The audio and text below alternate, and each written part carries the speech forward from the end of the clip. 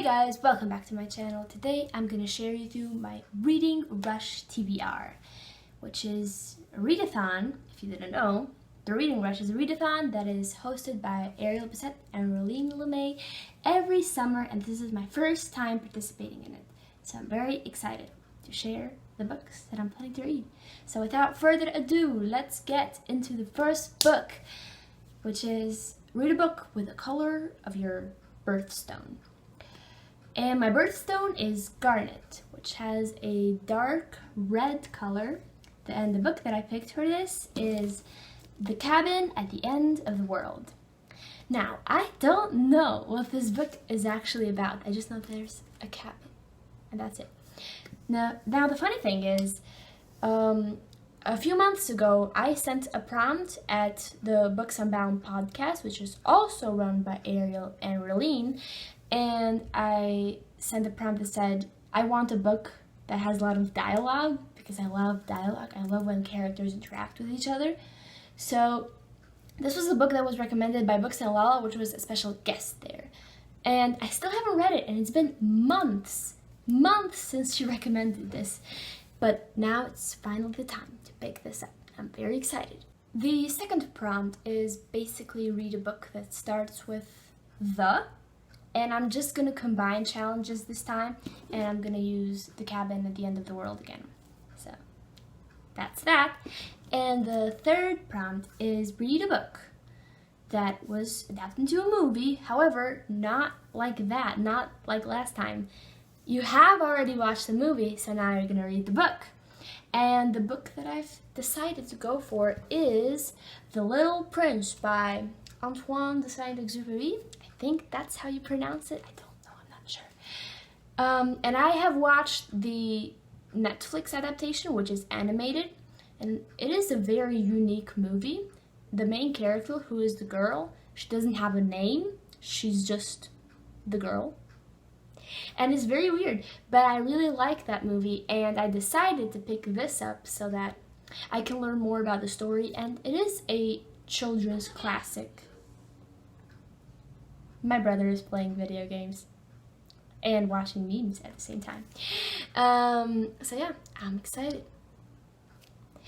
The fourth prompt is a prompt that I don't like that much because it's a prompt that you can only do if, one, you own a lot of books, which I don't, and two, you own a lot of books that you haven't read, which is also not true. I don't own a lot of books, and even if I do buy books, I read them right away, and I don't buy a lot so that it can pile up in my TBR.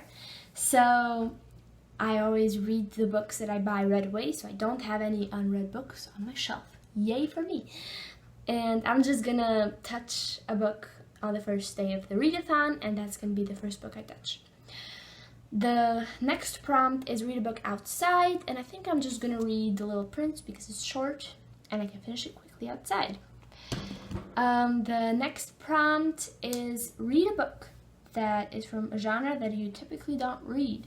And I was gonna use The Cabin for this, so I was gonna combine a lot of challenges, as you can see. However, I went to the library today, and guess what I found? I found Astrophysics for People in a Hurry by Neil deGrasse Tyson, who I love watching videos about him, and he is featured in a lot of videos about a lot of sciencey topics, and I love science videos.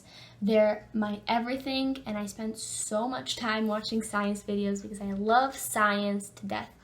And I only watch videos and I only study in school about science, so I want to branch out and learn science through nonfiction. Nonfiction is a genre that I don't read a lot of, and I think sciencey nonfictions are a good place to start because I know I love science, so I know even if I get bored, at least I'm going to learn something that I like. And I'm very excited about this. Let's see, how will it go? And the final prompt is read a book that is set in another continent. Now, at this point in time, ladies and gents, I live in North America. but I have spent most of my life in Europe. So I'm not going to read a book set in North America. I'm not going to read a book set in Europe. I'm going to read something else. And I went for India this time, which is in Asia. And I'm going to read Gachar Gochar by Vivek Shanbhag. I don't know how to pronounce these names, man. They're very hard. I know that Ariel Bissett really likes this because she has a review on her channel about this book. I know it's about money, and I know that it's about a family who was very poor and then became very rich all of a sudden. And that intrigues me a lot. And again, it's very short, so I should be able to finish this very quickly. I'm not gonna read 7 books because I know I can't do it. I get tired very easily when I read, so I think it's gonna be better if I just stick to combining challenges. So technically, I can read these 4 or even these 3. I can just leave this out and call this the book that I don't read a lot from because I don't read thrillers a lot. And I can call the readathon over. However, I am going to try to read this. And I am going to try to read the book club book, which is such a fun age. Now, I have already started this, but it's okay. It's fine. It's totally fine because this is a readathon and there aren't any rules set in stone, so it's fine. It's totally fine. I just want to watch the live show, so it's fine. This is a very interesting book. I really like the writing style. The characters are very stereotypically American, and as an immigrant and an 18-year-old, they do a lot of adult stuff and American stuff that I don't relate to, but it's fine because I'm enjoying it, and that's that. I would also like to finish The Hero of Ages before the readathon starts because I'm almost done. And after I read everything that I already mentioned, I have a bonus book that I can use from one of the, I guess, prompts that I didn't use, and it's a very exciting one, you guys, because it's the sequel to The Absolutely Remarkable Thing by Hank Green, and this is A Beautifully Foolish Endeavor by Hank Green. I'm very excited. I wouldn't say that The Absolutely Remarkable Thing was my favorite book of last year. It wasn't a 5-star, it was a 4-star. But a 4-star is still a very good rating, and I really enjoyed it. And I'm very intrigued to see what's going to happen. So, I might add this if I have time in my Reading Rush TBR, but it's a thick one, and I don't know if I will be able to finish it.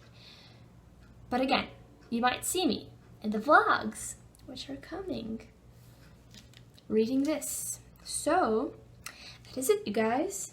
That is my Reading Rush TBR. I hope you guys liked this video, and I hope you come back. See you soon. Bye!